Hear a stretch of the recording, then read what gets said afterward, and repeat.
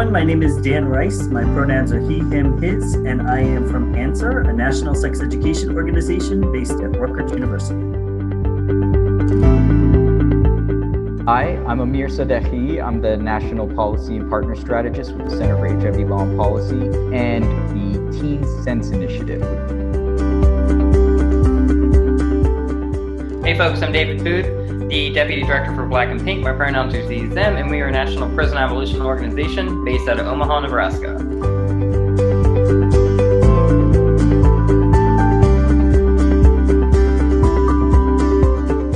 And Amir, David, and I gathered together today to talk to you about SHYAC, which is the Sexual Health Youth Advocacy Coalition, and specifically YJAM. October is YJAM, Youth Justice Action Month.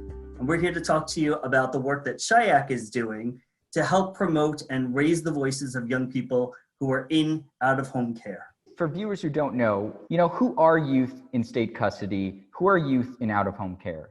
Yeah, so when we're talking about youth who are in out-of-home care, we're specifically talking about young people who are involved in the foster system. We're talking about young people who are incarcerated. We're talking about anybody who's not living in the homes of their parents or their immediate family, or are in the custody of their state. This advocacy matters, right, for young people who don't live at home, because we often hear a lot about advocacy campaigns for comprehensive sex ed, but there are young people that can't be reached by the classroom. They can't be reached by their state's education department. So we want to make sure that young people who are in detention, who are in foster care, have the same kind of access to those fundamental healthcare services and programs. And that's why SHYAC brings together a group of law and policy organizations, sexual health organizations, abolitionist organizations, and LGBTQ organizations to really lift up our voices and our expertise to help these young people.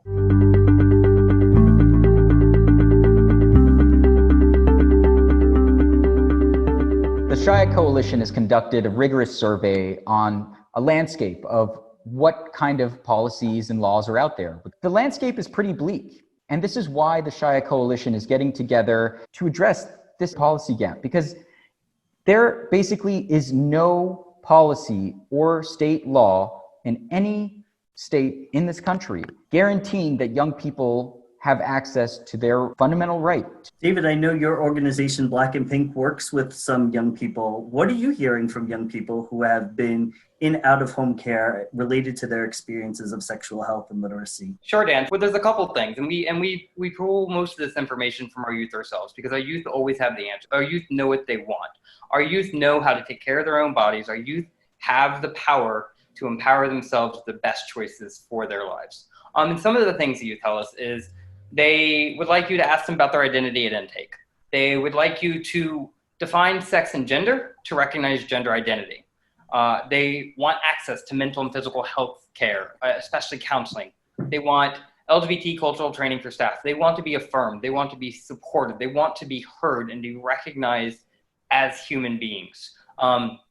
And so those are just some of the key takeaways for model policies that you can implement in your own state. And that's so important because even in states where there are policies that require sexual health information, LGBTQ youth are often not seeing themselves represented in the curriculum and the information that's being shared, even if they are getting some sexual health information. So that population in particular definitely has specific needs that we need to advocate for.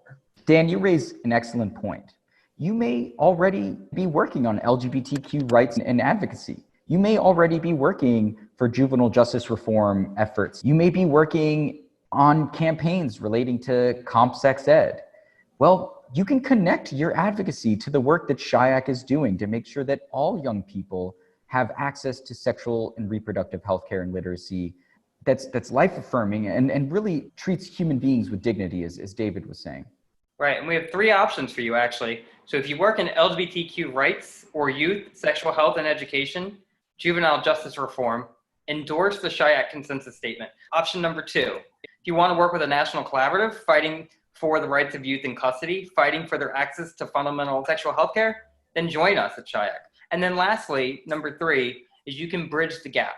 The school to prison pipeline, the juvenile justice system, public health, repro justice, All of these are cross-movement organizing, and if we bridge the gap, we can work under a common message to hold the people in charge accountable for the sexual health care that they're providing to youth in custody. And we can get there. Let's chart a path forward. If we can break out of our silos and start some strategic partnerships now, we can make sure all young people will have access to sexual and reproductive health care.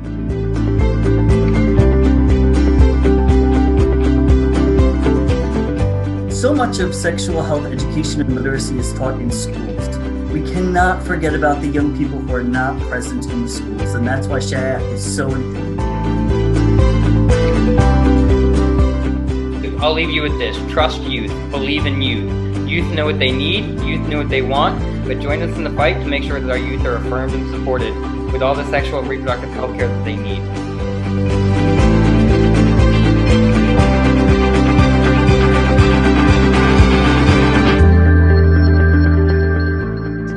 Justice Action Month, and it's Let's Talk Month, but let's do more than talk. We can get these policies implemented in these states. Work with SHYAC. Please visit shyac.org to learn more. Thank you.